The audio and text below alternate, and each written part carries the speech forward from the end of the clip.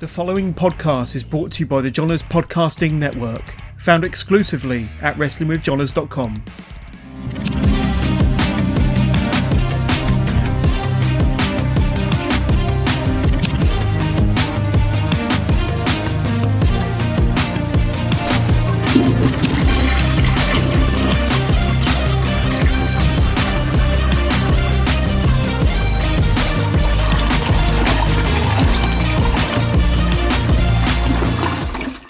Hi, this is Brad Marcus, and welcome to another episode of Toilet Side Wrestling Talk.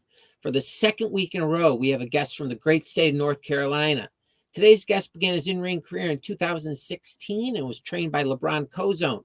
He's worked for such promotions as Firestar Pro Wrestling, Alternative Pro Wrestling, Anarchy Wrestling, Southern Fried Championship Wrestling, AEW Dark, Ring of Honor, and I could go on. He's held the Anarchy Tag Team Championships as well as the Anarchy Television Championship, the SFCW Tag Team Championship, as well as the FSPW Heavyweight Championship. All along the way, shared the ring with the likes of the Varsity Blondes, the Gun Club, Jamal the Titan, the Briscoes, Jeter, Will Huckabee, and I could continue, but I won't.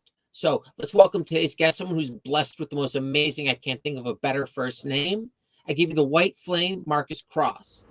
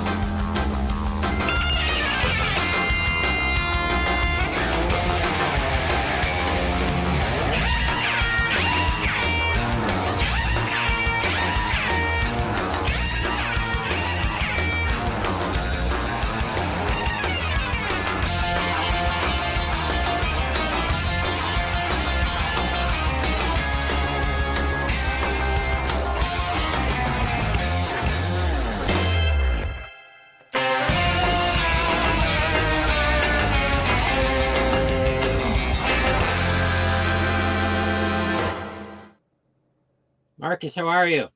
I'm doing good, Brad. Glad to be here, man. Awesome. I'm happy to have you here. I should probably ask this later on, but do you design your own gear? So I come up with a lot of the ideas for my gear. But I actually have a friend who I grew up with, and we did martial arts together growing up. And then I actually got her into wrestling for a little bit. She's underwent some training and had a few matches herself, but she actually designs all of my gear and the logos for the shirts that Griff and I have had too. Really? See, that's amazing. The gear you had, the trunks you were wearing for that AEW, the photo shoot. Right.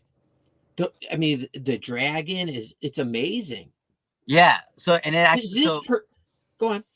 So yeah, I mean, that was some very special gear. I had that one actually specifically made for AEW. So I knew that I was going to get an opportunity when I was coming back from my knee injury. So I was planning, and I was like, I want something that's really just going to pop, look good on TV, and kind of like stay true to my gimmick, which has been martial arts and a big ball of energy and things like that. And so I got together with her. Her name's Amy. And Amy, she really helped me design the gear, and it's Korean themed because I did Taekwondo. I'm actually a 4th degree black belt in Taekwondo. And so the Korean writing you see down the front is Mangteja, which means like let's fight or let's do this. Oh, cool. Yeah. I'm glad that I have you here for a second. Let me ask you something. So my son, okay, he takes Taekwondo, and he just recently got a green belt. Okay. What does it mean? So, but then I also see other students with a green belt that has like a black stripe or a yellow stripe running through it. What's the difference between all three? So typically, it's going to change depending on what school you go to. But usually, there's two main governing bodies of the Taekwondo martial art. There's either the American governing body or the Korean governing body. So in America, you can actually get trained by the World Taekwondo Federation, which is headquartered in Seoul, South Korea, and that's what I trained under. But then there's also the American Taekwondo United Federation. So depending on which governing body, the curriculum is going to be a little bit different.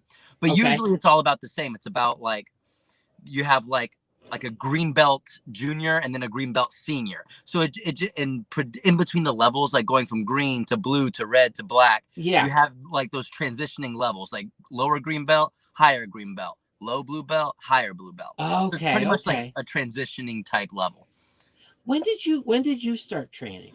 I started training when I was 7 years old. And then I actually started instructing martial art. I started training when I was 7, and I got my first black belt at 11. It only took me 4 years to get my first black belt. And then by the time I got my 3rd degree black belt, I was either 16 or 17. And then that's when I started instructing and training students of my own at the school where I was trained.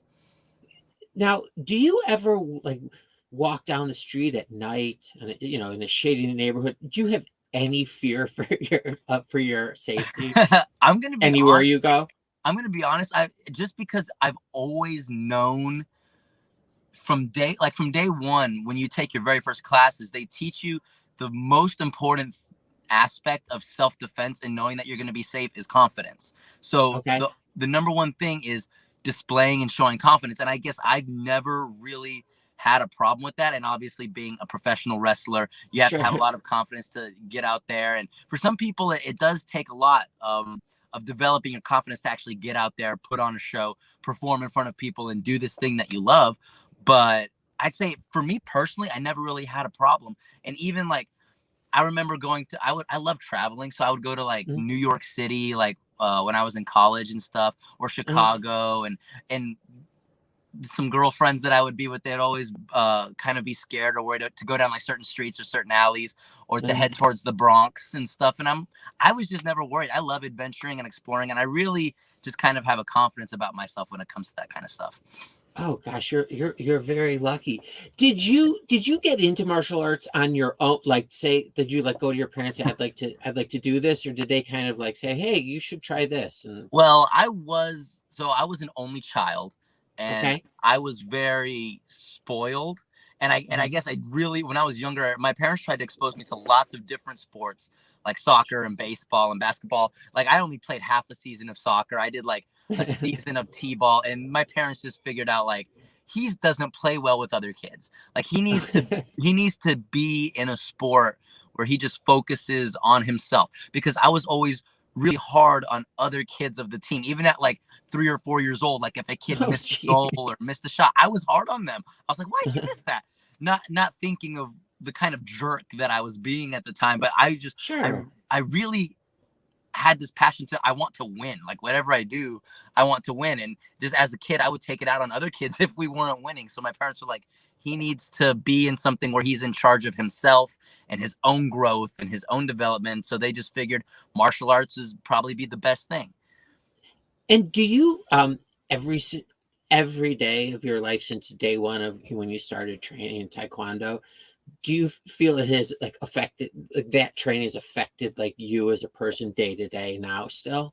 Oh, the thing is, like, honestly, when I was growing up, I never really told a lot of people that I did Taekwondo. I was kind of like, this is just my own thing. This is special to me. Like I didn't do nothing for like show and tell about it. I never did a talent show for it. I just kind of like kept it to myself because it was like special to me, you know? But I'd say it really has just kind of developed into who I was, because in high school, all I did was I was on the wrestling team in high school, but when it wasn't wrestling season, I worked at the dojo where I was trained. Either I started off, obviously, just cleaning bathrooms and wiping the targets and mopping the mats and things like that. But eventually I started developing a leadership role and teaching younger students their curriculum and things like that. And it really has honestly just become my identity. I'm a 2-time national champion in demonstration, not sparring. I was never really too keen on the actual combat of it. When I was younger, I got my jaw wired from a back kick to the face. So I was like, oh, geez. So I was like, not really the Were sparring. you wearing headgear? Yeah, we were wearing headgear. Headgear and a mouthpiece. But this back kick came straight at my chin this way and like jammed it back. Oh, so, and after that one experience, I was like a red belt. I wasn't even a black belt sparring at that time. And headshots are actually illegal until you become a black belt. So it was a wild shot that shouldn't have been counted. And I won the match by disqualification, but I did not fight after that. So I did. Can you be a good martial artist without like taking part in like competitions? Definitely. So martial arts it's an all-encompassing aspect. So like the school that I was at Tiger Kim's World Class Taekwondo. They have 7 locations under one master in North and South Carolina. And it's the largest martial arts school on the East Coast. It's the second largest in the whole nation. Wow. But your student range goes from 4 years old to like 90 years old. Like that's how old I know our oldest student is. And it's all about your personal growth. So like my headmaster, Master Usap Kim, he was actually an honorary coach for the 2012 Olympic U.S. Taekwondo sparring team. Oh, cool. He's a 3-time Korean national champion. He's like cream of the crop. That's why his school is so good. He's like probably one of the best Taekwondo martial artists in the entire world. He's in the Taekwondo Hall of Fame in Korea. Oh my God. But his whole thing is, I can train athletes and I can train athletes to be the best. And his son is already at the Colorado. He's my age. He's at the Colorado Olympic Training Center. He was supposed to go to the 2020 Olympics before the pandemic and everything happened. They threw off the points and stuff that he was supposed to earn. So he can do that.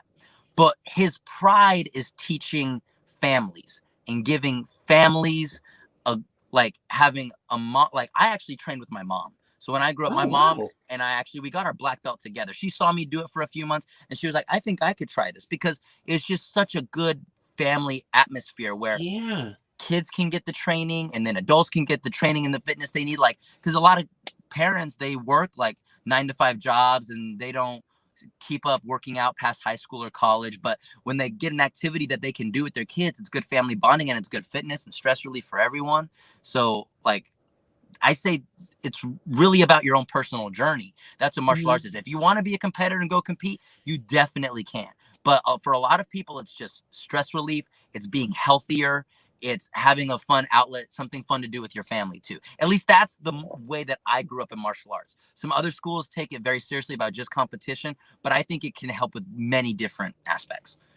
Now, let me ask you a question. Was your father present in your childhood? Yeah, my parents were together. So actually, interesting story. My parents were together for like my whole life. Up until they actually separated in middle school, and they remained friends. Like we would still have Christmas dinner and Easter dinner together, my mom and dad. I'm an only child, and they wanted to make it very important to where like, you know, I didn't feel like I was alone or by myself. So they maintained a really good friendship. And even to this day, they still hang out and talk all the time. They were both great. They were both at a show that I performed at this last Saturday, and they sat together. So even though they're separated, they have a great friendship. Did your dad ever feel threatened by the fact that both you and your mom, you know what I mean, were training to my dad combat for the most part? My dad's a pretty big, intimidating guy. He's like over 6 feet tall. I'm actually like the smallest guy in my whole family. My whole family is just like a big bunch of guys. But my dad's a fire captain in Greensboro, so he's a pretty burly man himself. I mean, you got it. Yeah. He's been a firefighter for the last like 20 years almost. I think he's actually getting close to retirement, but he's a pretty big guy himself. He always thought it was good. He always thought, you know, I needed thicker skin. He always like tried to like mess with me and tumble with me and stuff, but he knew I needed to get tougher. So I think he really embraced it. Did your parents both grow up in North Carolina? My family is from all over the place. I was actually born in Roswell, New Mexico. If you know. Okay. How does that happen and then work your way back east? Right. So, well, my dad's family grew up in El Paso, Texas. An interesting Okay. story. My dad was born the same year and went to the same college as Eddie Guerrero. And his mom is really good friends with Eddie's mom. In fact, like Oh, wow. 1 year for my birthday, my dad's mom sent me a shadow box that Eddie's mom had made for my grandma.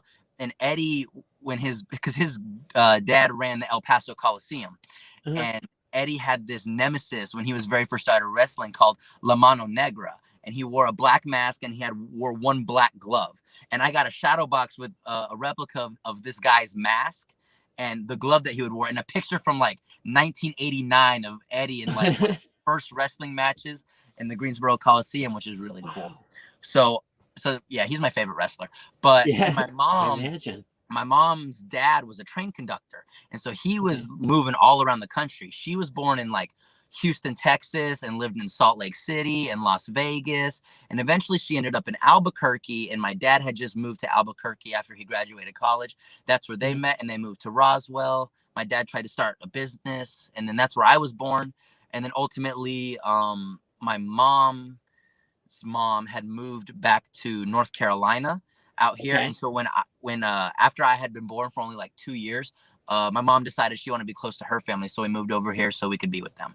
Was your dad okay? Like, was your dad okay moving away from? Oh yeah, Okay. yeah, everything was really, because we had moved to Greensboro first, and then we moved to Winston-Salem. So when I'm billed as from Triad, North Carolina, because that's like the three cities. It's Winston-Salem, Greensboro, and High Point. They make up the Triad of North Carolina, and we've lived all around within the Triad. So when I bill myself, I say that's where I'm from. Is from Triad, North Carolina. Oh, okay. Just North Carolina. Are you a fan of barbecue food? There's a lot of really good barbecue out here. Actually, I went to high school in North Davidson, which is right next to Lexington, North Carolina, which is supposed to be like the pork barbecue capital of the South or something like that. And so, I mean, there's a lot. It's mostly about pork out here, but there's a lot of really good barbecue. Yeah. Okay, I had to ask that.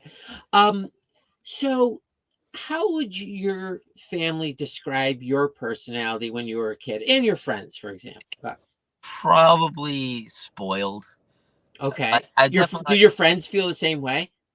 I have some really close lifelong friends, like Griff Garrison from the Varsity Blondes. Like me and him are best friends. We've been best friends since like the 6th grade, since middle school. That's when he moved into my neighborhood, and we had a cooking class in like the 6th or 7th grade together, and that's how we met. But Griff has a sister that's quite a bit older than him. But other than that, he almost was kind of raised like an only child too, just because she's so much older than him. And so we kind of related a lot on that aspect, and we were able to kind of like hang out and be each other's friends, because we didn't have any other like siblings to be around for us. But I have some friends that I've like my roommates that I live with now. I've known them since kindergarten. Like I just have a really tight-knit group of friends that, and I mean, they have a lot of siblings and stuff, but we just have always had each other's back, and we grew up together. Like we would always go on beach vacations during the summer with each other and stuff. And we'd always try to get the same classes through middle school and high school when we signed up for classes. But I have a really good friendship with a lot of people that I grew up with from my hometown, for sure. That's amazing, those long friendships, because like every year they become more and more valuable, with like, oh, we've been friends for 25 years, 26 years, 30 years. Like, crazy. Yeah, and it becomes something cool to kind of like hold on to. So when did like pro wrestling kind of come onto your radar? So one Were of you my a child? Well, okay, so I've always like known of pro wrestling, and I've always liked pro wrestling. Like I said, I've always loved Eddie Guerrero and Rey Mysterio. Those are my favorite wrestlers growing up. I was never really a big John Cena kid, to be honest, if you can believe it. But it was SummerSlam of 2009, where my roommate that I'm living with now, his name's Dylan, he invited me over and was like, hey, we're gonna get this pay-per-view, come watch it with us. I was like, okay. And I just totally fell in love with wrestling all over again. And it was just like at that age where I was like, I love this. And I just started picking it up again and watching it on a weekly basis.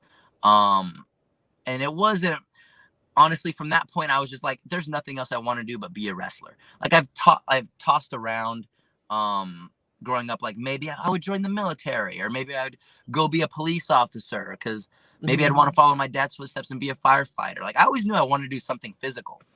Okay. That's the thing. I always knew, like, I want to do something with my body. I loved acting too. I loved being in plays when I was in elementary school, and I was like the lead in 2 of my high school plays. I took drama classes. I took drama class when I went to high school, and so for a while I was thinking, hey, maybe I would be a detective. I could be a really good like undercover detective or something like that. But wrestling just never faded. And then like the summer after me and Griff graduated high school, we were just like, you know what, screw it, we need to go for it. Like we just need to try it. We emailed the closest wrestling school to us, Firestar Pro Wrestling, which had just opened up, and we were like, we're just going to give it a shot. We're going to try the very best that we can, because we don't know what else we're going to do with our lives at this point. We're just dumb 18-year-olds, you know?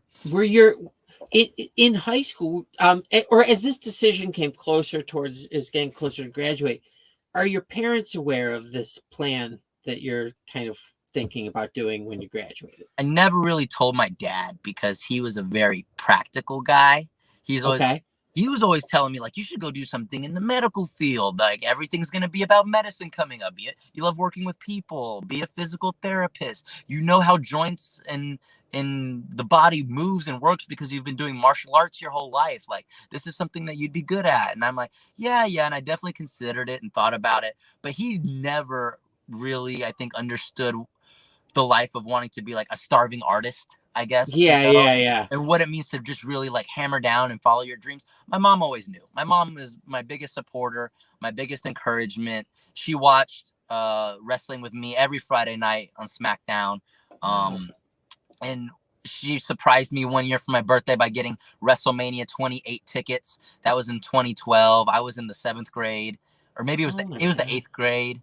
Yeah, it was the 8th grade. And then and definitely after I saw WrestleMania 28, Undertaker and Triple H and Hell in a Cell and Rock and Cena, I was like, heck yes, this is what I need to do. It sounds like your mom's very good at being a mom. Oh yeah. You know what I mean? For a child, she seems very involved, and that's amazing. So are you guys still like super close? Yeah, my mom and I are like best friends. Like just last February, for my birthday, I just turned 24. We went on a ski trip together, just me and my mom.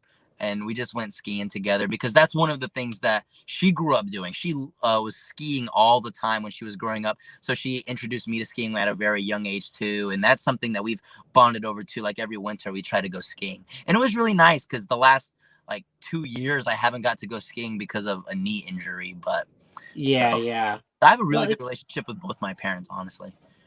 That's amazing. And it's amazing that they're like, they still have a good relationship. Okay, so is Griff trained in martial arts like at that point? Griff never did any. Never. I mean, I tried to show him. Like I would definitely try to show him how to do a few kicks and a few grabs and stuff. But he was definitely the ball player. Like he is the varsity blonde. That is him. He is the varsity athlete. He was doing baseball, basketball, tennis, football. Like he just went ham with all the major sports that you could think of, and he was great at all of them. How did you guys cross paths and become friends? So we had a cooking class, and it was either the 6th or the 7th grade. And actually, our very first time meeting was a tag team match.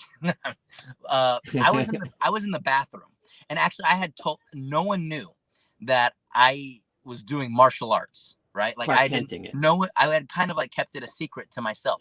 Very few people, only my closest friends knew that that's the sport that I was doing. Other times, like I would just be out riding my bike in the neighborhood, climbing trees, go-karts, stuff like that.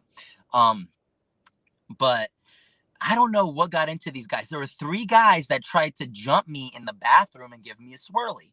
And they were just trying to like dump my head in the toilet. I guess because they thought I was a dork or a nerd or something.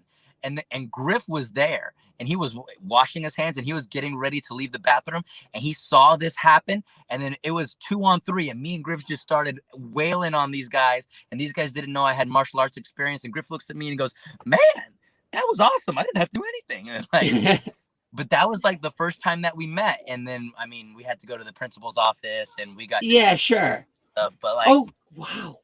but like that's pretty was that much the how first time you used like Oh what yeah, that was the you've first been time I had training to that was the first and only time I've actively had to use my training in a self-defense situation. Did your instincts like move as quickly as you had been training in them, you know? Yeah.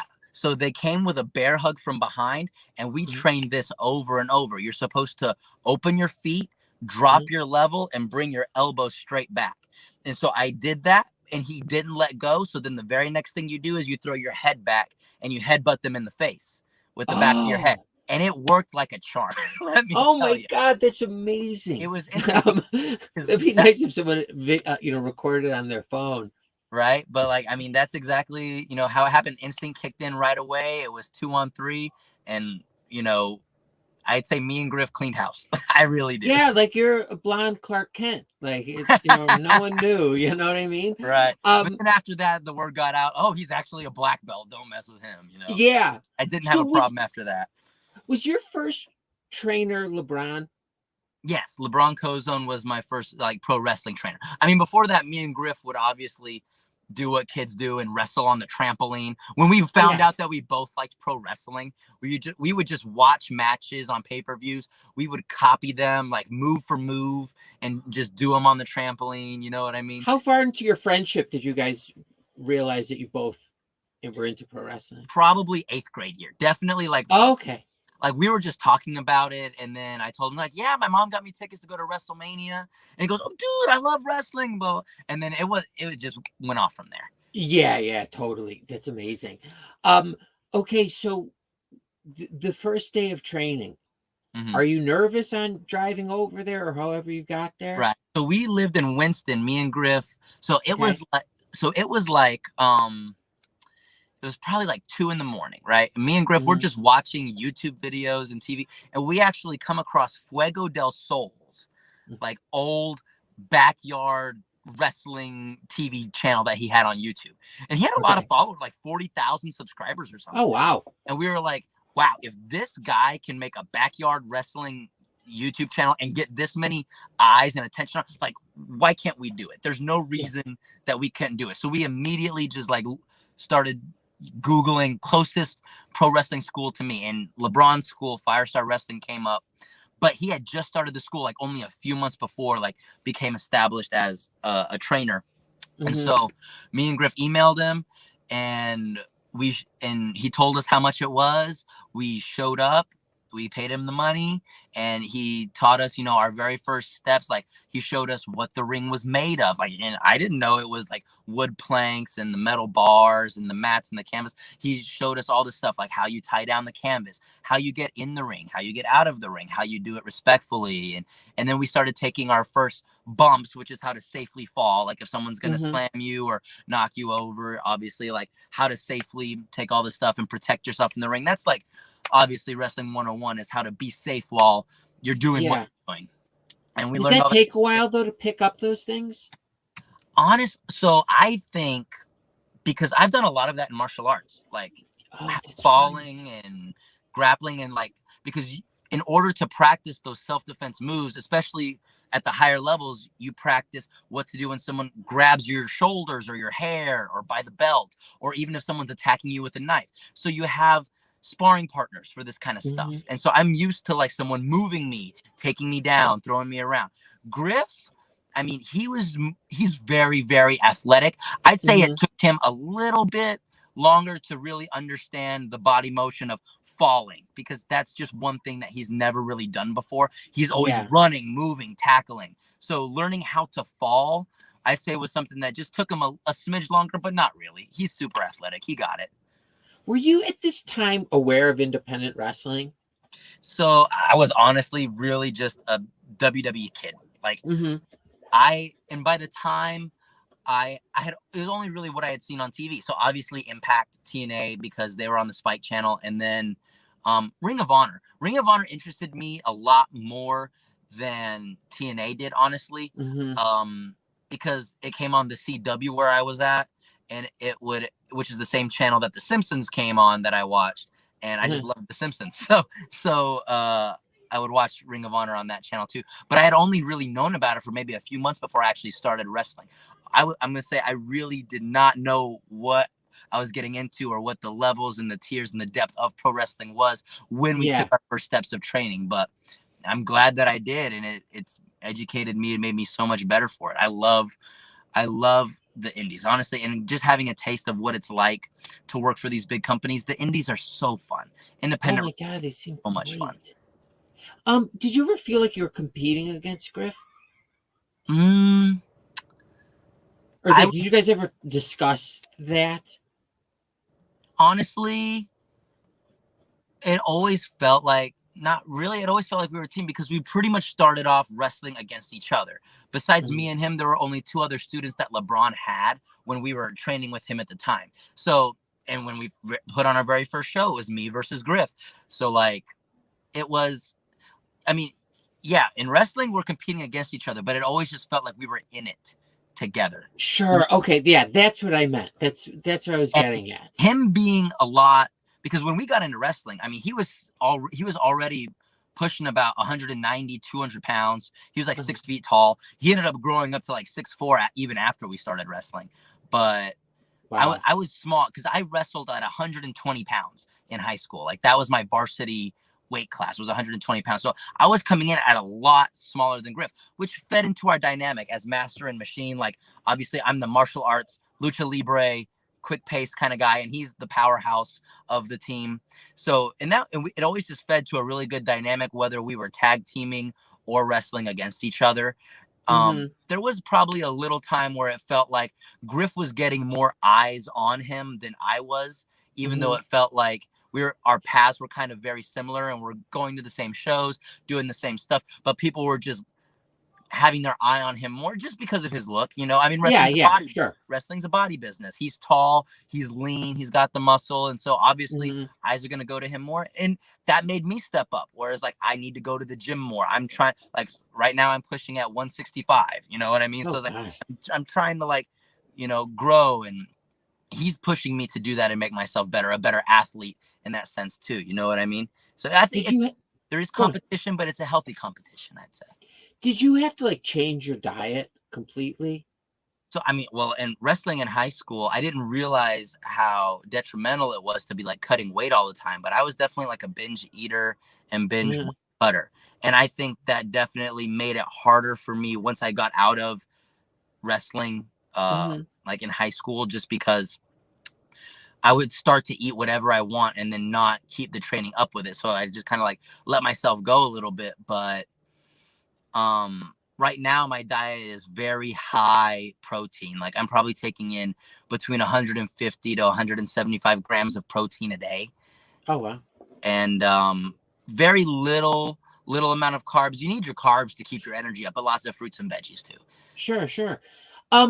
So at what point in training do you start thinking about your character and doing promos? Well, I mean, any real wrestling fan, like growing up, you're always thinking about like, what's my name gonna be? Like, what character? Right? Like, you're like, I'm 14 years old doing promos in the mirror. You know what I mean? And like I said, I was always doing drama and theater, and I was always portraying different characters in those classes and in school plays and stuff. So in my mind, I was like, I can do whatever I want. I just have to settle on a direction.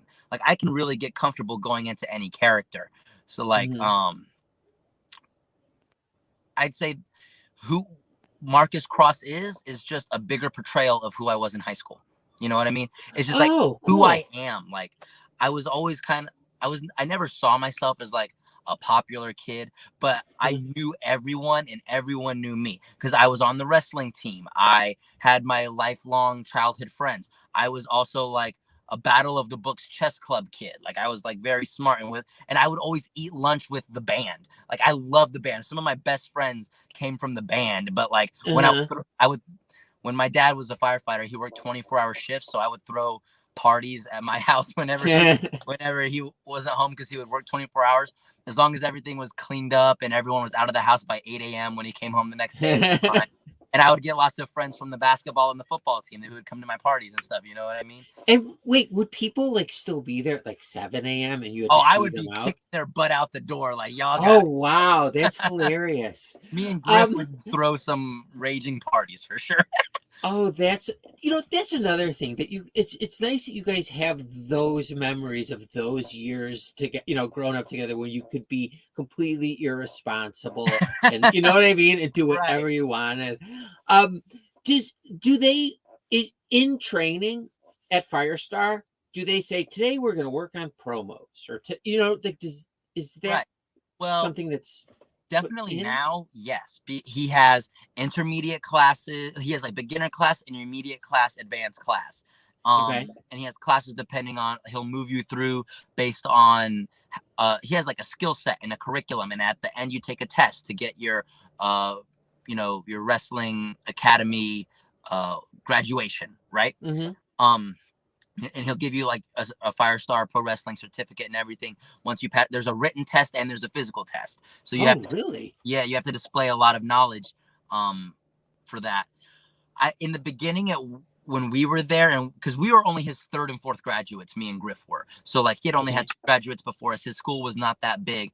And when we were training, it was more just like he'd come in, I know what y'all are good at, so today we are going to work on this. Kind of like, all right, y'all are good at bumping, so now we're going to run some spots. Let's do headlock takeovers and hip tosses, hit these ropes. And then he's like, all right, y'all have done enough of that. Let's do some promo work for today. Let's finish it up with like 30 to 45 minutes of cutting promos. And it would be it's the silliest stuff. It's not always like I'm fighting this guy at this time. It's like, cut a promo on mac and cheese and tell me why it's the best food ever. You know what I mean? Which was, I felt at home too, because I'm like, I did all this stuff in theater and drama class. And definitely had a lot of fun because it was new for him, but he picked it up right away. He's a good promo. If you listen to him, his energy, his emotion, it's all there. Like Brian Pillman Jr., he's a really good promo, but I think because Brian Pillman Jr. is on the team, Griff kind of gets overlooked and overshadowed. But pay attention. When Griff cuts his promos, there's a lot of energy and emotion there, and he really puts it in there. He's a good promo. When you see him like cutting promos like this, do you think back, oh my God, this is my buddy from when we were like 12 years old, or however old? Like it just came out. I saw today that Griff and Brian are going to be wrestling Moxley and Bryan Danielson on Wednesday night. Wow. Yeah, and then so I'm just like, anytime I see something like that, like a promotion for those matches, I'm like, gosh, this is like my best friend. He's living the dream. Like, this is our dream. Like, I know I could be right there with him if I hadn't had the setbacks that I had, but I'm so freaking proud of him. He's doing an amazing job. That's amazing. So it's like a non-biological brother. Exactly. That's exactly how I'd say it. He really is my brother from another mother. So did LeBron say, hey, listen, you're ready for your first match? Or did you say, ask?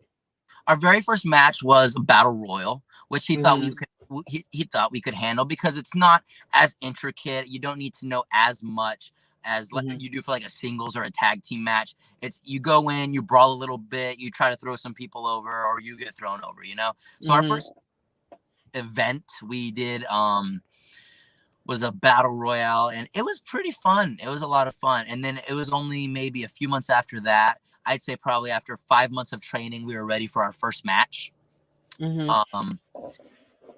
it was one-on-one. It was me versus Griff, and we just knocked it out of the park. I think, like, for a first match, our trainer said that was one of the best first matches I've ever seen.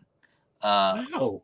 And do you feel good about that, or like, oh, I got this, or are you still like, all right, there's so many more things I need to learn? Well, there was obviously so many hiccups and quirks and things that we needed to work. It was by no means is it like a TV match. Is it ready? Yeah. Totally. TV, but definitely it felt like we're on the right track. We're where we need to be for the dream that we're chasing. It's a good start. It was a very solid start to where we were going for wrestling.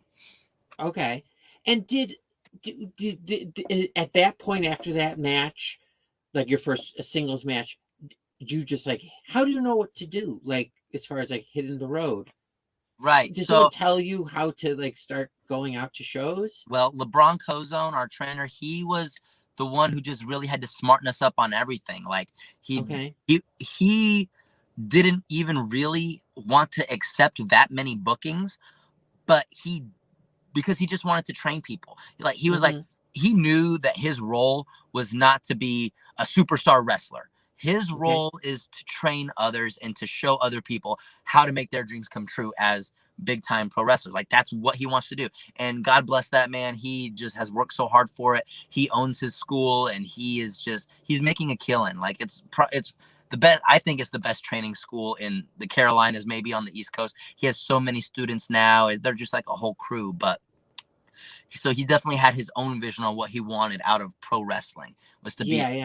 But he would accept bookings just so me and Griff could hit the road with him and get that experience. Cool. Even though he wasn't really that keen on going to all these different independent promotions, he would just to show us how to do it, which I'm so grateful for because he doesn't have the time to really do that for his other students now. But the other students have other graduates like me and Griff that were able to do that for the people under us who came in under us, and they're doing it for the people under them. So it's kind of like a ladder down system in a sense. While you were doing all this training, did you have a day job? Yeah, I mean, teaching martial arts. That's so you could do that full time. Were they aware that you were also training to be a pro wrestler? Yeah, they were, and they fully supported me 100%. Anytime I got a booking, like a big booking to go to like Ring of Honor or AEW Dark, they totally they let me take the time off. They supported me. They would always find someone to fill my spot because I ended up becoming like the headmaster and manager of the location that I grew up at. So like I was teaching. I was teaching all the classes for, at the school where I grew up training, which was an honor. And it was very emotional because I'm not doing that job anymore. I stopped last September because I moved out to Raleigh, so I could be close to an airport because I'm really trying to take this dream seriously. I need to be close to an airport where I can travel as much as I can. Sure. It was a heartfelt goodbye because I had been teaching classes by that point for at least 7 years. I'd been teaching since I was 17 years old. Oh my God. You see little kids grow up through their teenage years. Right. That you were training. I trained people from the time they were white belt to earning their black belt, which is amazing. And my students love me and I love my students. At the show I was at last weekend where me and Griff actually wrestled Matt and Jeff Hardy, which was really? Yeah, we wrestled at PWF. It was a 1,600 person crowd. Oh, that's right. We wrestled Matt and Jeff Hardy. It was an amazing show. And I actually had a lot of students that I trained come from North Carolina down to South Carolina just to watch that match. Wow. And do you make eye contact with them or are you aware of where they are during the match? Definitely. When I come out the ring, I'm looking for people that I know because that's how I make connections in the crowd. Like when I look at someone, I know them, I'm smiling. Or if it's a fan that I know that it has been to multiple different independent shows that I've worked, I'll make sure I stop by and give them high fives and hugs and stuff. Definitely. How long did it take for you to feel completely comfortable in the ring? I'm gonna be honest, I did not feel comfortable until after I came back from my knee surgeries. It was totally weird. And Griff can tell you the same thing because he went through the same thing. He broke his foot right when me and him had just started wrestling for Ring of Honor. We had one match on the Future of Honor show, and he had a tumor in his foot and he was just running on the beach or something. And his heel just shattered out of nowhere because of this egg-sized tumor in his foot. Did he know that he had that? No, he knew he had pain in his foot, but he was told that by the doctors it was plantar fasciitis. Yeah. So he just thought, that's what it is. But then it ended up shattering. They got x-rays. He went to the oncologist. They're like, this is a big tumor. So now he has a steel heel. So that big boot that he delivers is pretty nasty, let me tell you. Yeah, Jesus. But it's like a weapon. But when he came back, it was a totally different person. The confidence was just exuding because when you're injured and you have nothing to do but just sit there and make yourself stronger, you can't even go to work. and you just sit there and you watch wrestling and you're studying wrestling all day. It just puts you into a different mode. And when I had my knee surgeries, because I tore my ACL and my meniscus, it was the exact same thing. Just sitting there trying to make your body as strong as you can, and you're just studying, because this is what you want to do. You love this so much. So you almost go paranoid to a point, like this is consuming you. Like this is all you're doing. Yeah. Trying to make yourself stronger, eating right, and wrestling, just watching and consuming wrestling. And then you feel so much better about yourself. Like you've prepared for the test. Like you're a bookworm who's done all the studying, and now you know what to do. You have so many. While you were out and you're watching wrestling and studying,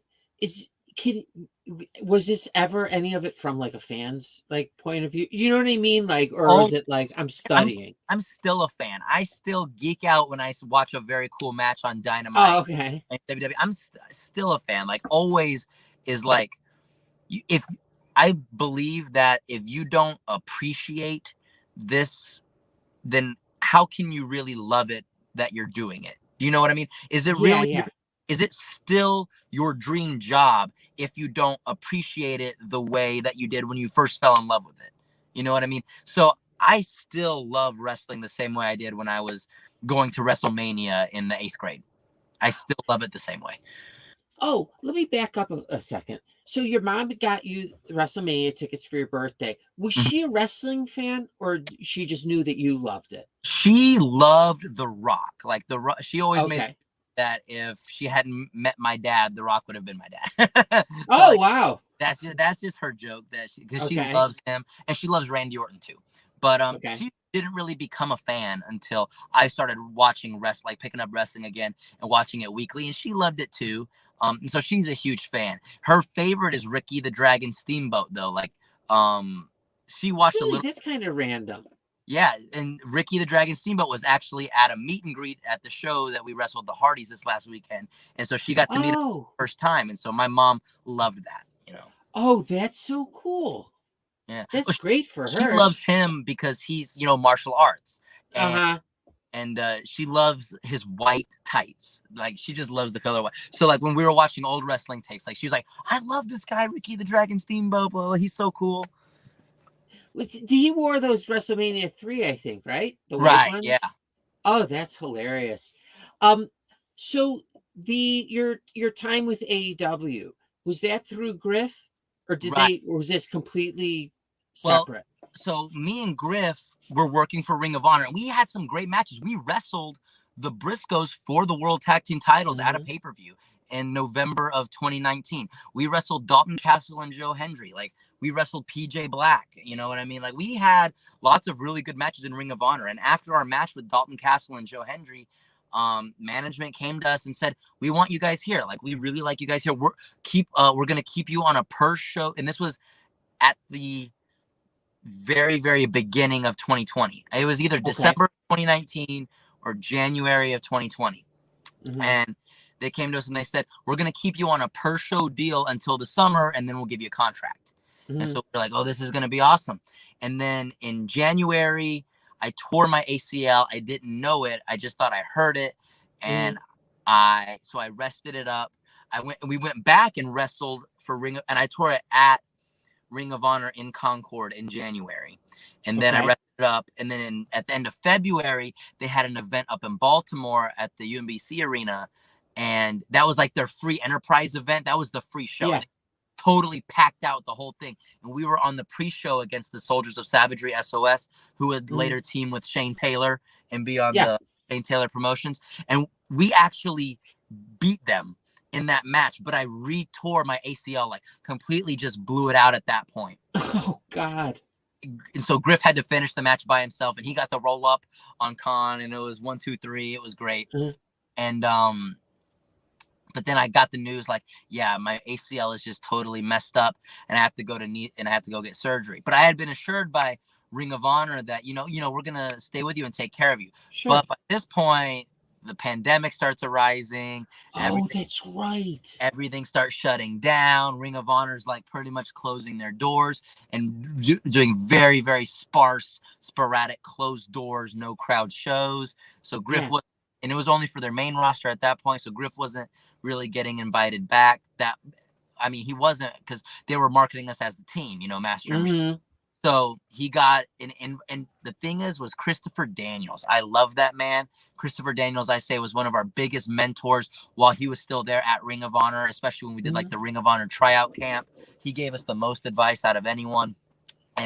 And we have a really good contact with him through our agent, Bill Behrens. Mhm. And Daniel's like, yeah, let's get Griff on AEW. And Griff went and he just knocked it out of the park. And he got the job that he has working for AEW. Wow. AEW was one of the wrestling promotions that didn't have to shut down and they could keep running weekly. You know what I mean? Mm-hmm. It was kind of like, it was a light in the dark during the pandemic that Griff was able to make that move and get a job. It was incredible for him. And I was still sidelined up until the following year. I didn't come back because I had started to make a comeback and I had probably about 2 matches back around the end of the summer of 2020. And then I was just really stupid and I fell down my stairs and I retore my ACL again. Oh, God. So I had to have a second surgery in the fall of 2020. And then I didn't come back until April of 2021.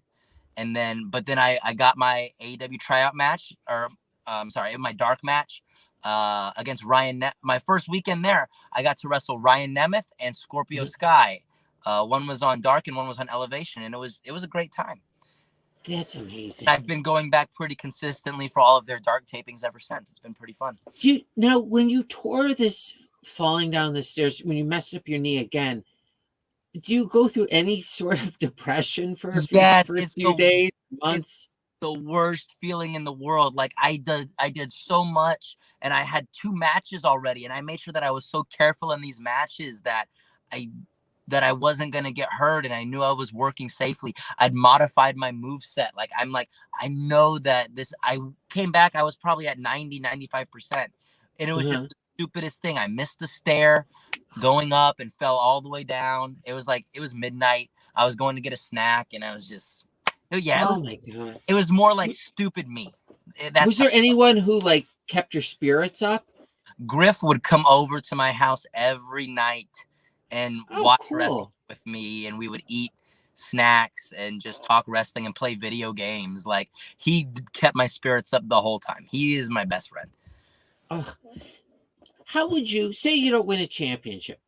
Say, I mean, you have, all right, but say there's no championships. You didn't make it to weekly television on, the giant networks. How do you define what a successful pro wrestling career would be for you?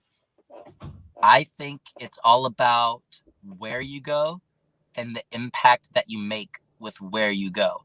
And this, like I said, having students that I trained in martial arts come and watch me and support me and travel an hour and a half just to come watch me do what I love, even though I'm not their teacher anymore. I've made an impact in those people's lives to build a relationship where they will still support me no matter what. And I cherish that. I love that so much. And also this last weekend at that show, I had a mom come up to me, this little girl who had surgery on both her legs because she couldn't walk. She had a surgery back in December, and she was finally able to get out of her wheelchair. And it was the first time that she had walked in since she had the surgery. It was only the second time she had gotten out of the wheelchair. And her mom was like, I got to show you this. Because she had been to a few of our shows, and we took pictures with them and gave them autographs. And it's these people, they love watching me so much. And I know, and I've made a connection with them that they want me to be a part of this moment. Their little girl is standing up and walking when she couldn't do that for months and months and months. It's wow. It's just making a connection with the fans, with the people, with the other wrestlers. Good, but I just love making an impact with other people. I love it when fans message me, and they just tell me what's going on in their lives. I have this one fan down in Georgia who is going through cancer treatment, and we just talk because he does martial arts down in Georgia. So totally different martial art, but we bonded over that just talking at a gimmick table one day. And he would send me a message, and when I found out that he was having cancer treatments, I was like, I'm praying for you. You're gonna make it through this. I can't wait to see you at the next show. And it's just that's the most important thing. because Yeah. and that's also important to your success. If you can't connect with people, then you're not even going to be a successful pro wrestler. You have to make a connection with the fans and the people in your locker room, but most importantly is making an impact. If you can make a difference in people's days, in their weeks, in their lives, then that's what is going to define you, not really as a successful wrestler, but as a successful person, in my opinion. You know what I mean? Makes complete sense. One last question. I have to ask this. Say I shaved your head today. How long would it take to get back to the length that it's at right now? Well, Under a year? my hair grows really, really fast, but it's dark brown. Obviously, I gotta bleach my hair. That's Yeah. now. That's the first time I've ever said that. Yeah, I bleached my hair. But when I bleach it, it kind of slows it a little bit and takes it a little longer to grow. But if I didn't do anything to my hair, I could probably get it back to this length in under a year. That's not bad. If I was constantly bleaching it, it might take about 1.5 to 2 years to get out to that length. Yeah, because I mean, I don't know how good it looks right now, but it's touching my shoulders. It looks fantastic. Has your mom ever said anything like I made you, with God's help and some other stuff? You're killing your hair. Has she ever said that to you? This is the head of hair I gave you. I have a really good stylist, and the same stylist that my mom goes to. So okay. So my mom trusts her, and it took a little bit to figure it out, but the stylist that I go to, her name's Bonnie. She does an amazing job. She knows how to bleach my hair to get it as light as it is, because I have really dark hair, probably about as dark as your beard. Wow. Oh, jeez. It's almost black. It's almost like dark black. Yeah. And she knows how to mix the bleach with other stuff so that it doesn't burn my head. That's a big thing. Yeah. A lot of times people will get their hair bleached and it like starts burning their head. It's real itchy. She knows what to put in so it doesn't burn and it doesn't like dry my hair out. Normally, people's hair that's like this blonde, you'll feel it, it'll be crunchy and it'll be really? It'll be dead because it's so dried out. But she knows how to, and I use a lot of product on it, a lot of good conditioner and mousse and stuff to keep it hydrated too. Yeah. I have healthy hair. Okay, yeah, it looks fine. It doesn't look damaged at all. Okay, my last wrestling question. Do you think does the little, boy version of you think it's so cool that you became a pro wrestler? The thing is I have to constantly tap into that, because some days it's like I'm so stressed out. Like the worst part about it is hitting the road, is being away from my friends and my family and my girlfriend. Is like, it's like I have to go to work. It's just, I know I'm going to love it when I get out in that ring. I'm going to love interacting and talking with the fans. It's just hitting the road is the worst part. It's such a drab, and my hips and my back hurts from sitting in the car all the time. Yeah. And when I would spike my hair all the way up, I would do that before I even got to the show. So it's like I can't even lean my head back on the carpet. Yes, totally. So like my neck would start to hurt because I have like 4 pounds of hairspray in my hair. You know what I mean? Did you ever go to bed with it up like that? Well, one time in Mexico, me and Griff went partying after a show, and maybe I had a little too much to drink, and I figured alcohol must have been involved. Yeah, that's probably the only time, but it stayed pretty stiff, not gonna lie.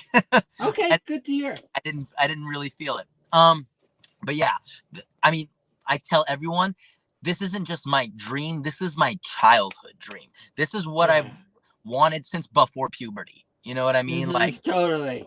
This is just definitely, I think this is so cool. You don't have no idea. And if you go on my Facebook, you'll see I posted a fan cam of the match between me and Griff and the Hardy Boys from this last weekend. So you can go see it. And they just got on the mic afterwards and they said some really nice stuff about us. They really put us over to the crowd, and it was truthful what they were saying. Like, they were telling us we kept them on their toes, and we did. If you watch that match, you know that me and Griff did our best. We kept the Hardy Boys on their toes, and we gave them a good fight. But they just said some really nice things. And while I'm standing there in the ring, I'm trying not to cry. Like, these are people I watched and idolized and cheered and booed for. Like my whole life, they're talking about me in front of a crowd that we just wrestled for over 1,500 people. You know what I mean? Yeah. World champions are talking about World, you know what I mean? Like people who've made it to the top. That's amazing. Last question. I'm sorry I keep saying last question. Would you work on your girlfriend's birthday? I did this. Oh, you did? Really? How did you pull that off?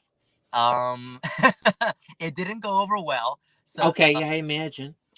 We had actually like just started dating, and so she gave me a little bit of leeway, but it was for an AEW Orlando Dark taping. So okay. That's a different So story. I was able to convince her, like, babe, this is so important. Like this Yeah. is where I want to be. This is my dream job. And so she came around to it. And since then, I've been able to take her to some shows, and she's hit the road with me a little bit. She's super supportive.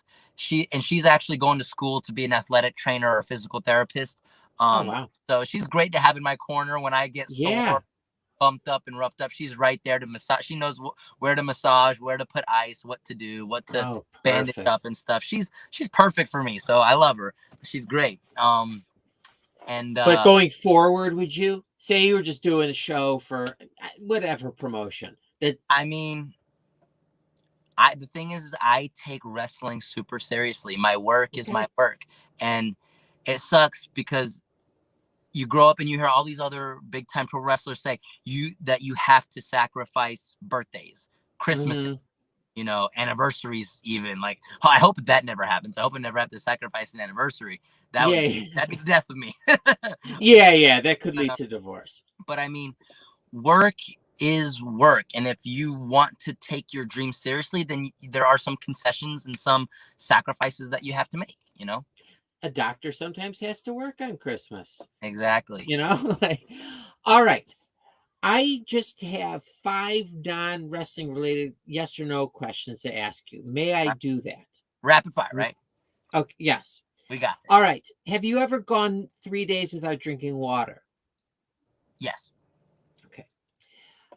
If the situation presented itself, would you feel comfortable delivering a baby? Yes, if I don't pass out. Got it. When I heard the placenta come out from my first child's birth, the sound I've never gotten out of my head, it haunts me. Right. That's why I wouldn't ever get involved with a vagina and a baby, right, like all that stuff. Anyways, okay. I was told that my dad tried to help deliver me, but he passed out. So like, totally. And I was like, I can't get the image that I saw out of my head, or the sound of the placenta out of my head. I don't know what to expect, but you're young. Just wait. Right now, I'm saying I would try. Okay. All right. For $8.2 million, going forward, would you only use a camel as your transportation? A camel? Mm-hmm. So like, I can't use a plane to get to a show. I can only ride this camel. You know what? Let me take that back. I'll let you fly to shows, but you have to take a camel to the airport. Like ride it there, and locally, instead of a car, you'd have a camel. Definitely, I'll be the camel guy. Okay, $8.2 million. You'll the last laugh. Are you someone who frequently wears capes? Never, only on Halloween. Okay. Oh, perfect. Okay, last question. Do you count to yourself as you chew? No. Because I knew a kid who would who'd have to count 70 chews before he would swallow is in his mouth. Yeah, that's so many. Make eating so stressful? Like, no, he had other stuff going on. I think if anything takes me 70 chews, that's too tough. I'm gonna spit it. Yeah, exactly. Like the life of a piece of a stick of gum is less than that. Exactly. Well, Marcus, you passed 5 for 5. I'll post it on the internet in the next couple of days. But thank you so much for coming on. It was really fun talking to you and very interesting. But I wish you nothing but health and success and happiness going forward. And hopefully we can get you on here again. That'd be awesome. Thank you very much, Brad. I enjoyed it. This was a great time. I appreciate it. And hopefully, in the future, when I'm an even bigger star, we'll bring more ratings to your show, bro.